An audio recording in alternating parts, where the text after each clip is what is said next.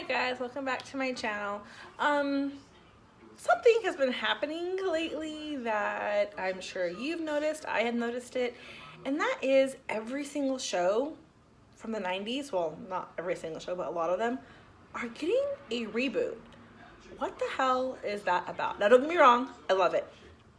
My favorite show, one of them from not the 90s, but the early 2000s was Gilmore Girls. I was a fan of, but not really, Full House. I loved Will and Grace. But one of my all-time favorite shows is getting a reboot, and it's coming out 2 days before my birthday, is Roseanne. And maybe you can hear it. I actually have Roseanne on in the background thanks to Amazon Prime Video because they added it, and I'm so excited. But I noticed that all of these shows, and probably many others that I did not name, these are the ones that I know of for a fact and that I have seen or am looking forward to watching, are getting a reboot.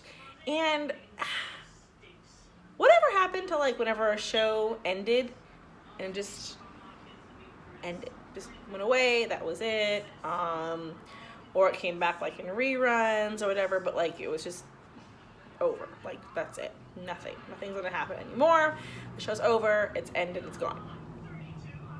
So hey, I'm 32 too, awesome.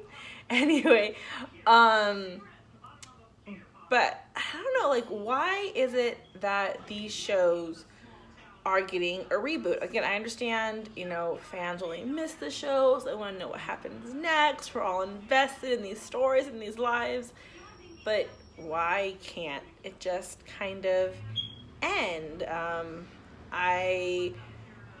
I've watched the first 2 seasons of Fuller House, didn't really see a reason to watch it. Really, the second season I don't think I watched the whole thing. I watched like 2 or 3 episodes, and that was pretty much it. Girl Meets World, which is a kind of a reboot. Boy Meets World, another show I loved from the 90s. I watched the ones that had Sean, and that's kind of all I watched. I am looking forward to watching the Roseanne reboot. I have watched none of the Will and Grace, despite loving that show and getting super excited whenever I drove by the cast's cars this weekend at Universal Studios. I just haven't watched it for one reason or another yet. I did watch Gilmore Girls A Year in the Life. I have seen it twice, and in a lot of ways, I kind of wish I hadn't watched it. I love that Luke and Lorelai got married at the end, and I mean at the very end. If you didn't know that, oops, now you do.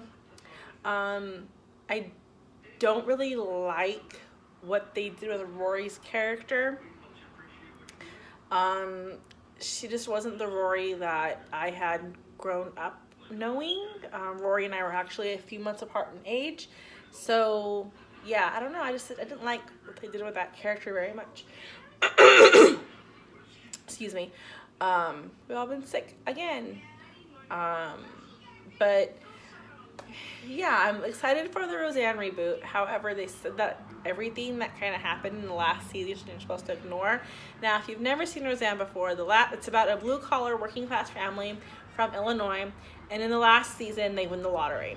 Only it's revealed in the series finale that they had never won the lottery. It was all just like, almost like in a book that she was writing, and that her husband, Dan, had actually died at their daughter's wedding, or shortly after their daughter's wedding, something like that.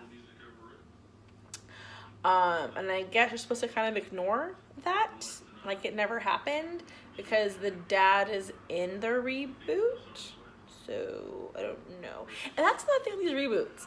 Like, a lot of them are altering stuff that happened. Like, in Will and Grace, they're supposed to ignore the series finale because Will and Leo, or not Will and Leo, Will and Ben aren't together, and Grace and Leo aren't together, and they don't have kids, even though in the series finale they had kids.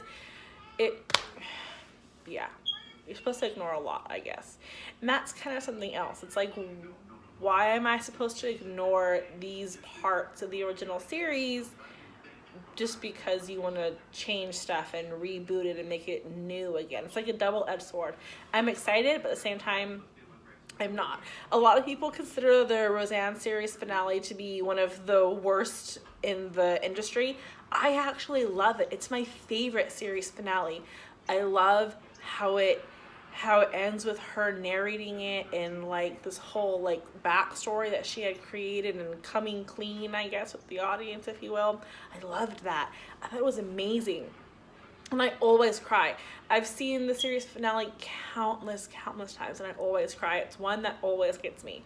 And I've never cried when Jack dies in Titanic. That's my favorite movie, favorite actor, and I've never cried, but I always cry every single time I watch the Roseanne series finale. It really was amazing. And I get people don't like it, but I absolutely adored it. And again, that's another theme. The only one that really Fuller House keeps true to all of that. So that's pretty good. It's like the exact same thing as Full House, only in reverse, because DJ had 3 girls. Oh, no, I'm sorry. Danny had 3 girls, and DJ has 3 boys. And then the Uncle Jesse, but now it's Aunt Stephanie. Then the wacky friend was Joey, and now it's Kimmy. So that kind of, even their names are kind of similar. But yeah, like, I don't know. It's a little bit too, Fuller House is just too cheesy. It's like a whole plate of cheese. I just can't do it. If you like it, that's great. I couldn't do Full House for the same reason. It's just, I understand fun, wholesome family show. That's wonderful. And it's great. And my kids really enjoy Fuller House. It's like, okay, let's just turn the cheese dial way down. But I just don't like it that much. So all of that to say, why all the reboots? Why do we need these now? It's been years since these show went off the air. Some people for the Roseanne one can't even come back. I think his name was Aiden Quinn. He died. Apparently it's going to be handled in a very delicate way on the show, and I can't wait to see how they do that. Okay, well, the whole thing, if I'm being honest, I am so looking forward to that, even though I don't quite understand why we need it. I don't know why there's this sudden thing. I don't know if we just can't let go. We just get too emotionally invested. I don't know what it is. And as much as I'm looking forward to them, I don't understand why we need them. Again, double-edged sword. So down in the comments below, what do you want to see have a reboot, if anything? What reboots do you wish we didn't have? And why do you think all of a sudden now we have all these reboots? Now, it's been 20 years since most of these shows went off the air. Why now? Why do we need these reboots now? Some say it's nostalgia, which I totally get. I'm a total 90s kid. Like, in my core, I'm a 90s kid. I'm wearing a Harry Potter shirt, for God's sake. You can't get much more 90s than Harry Potter, because those take place, if you didn't know, between 91 and 98.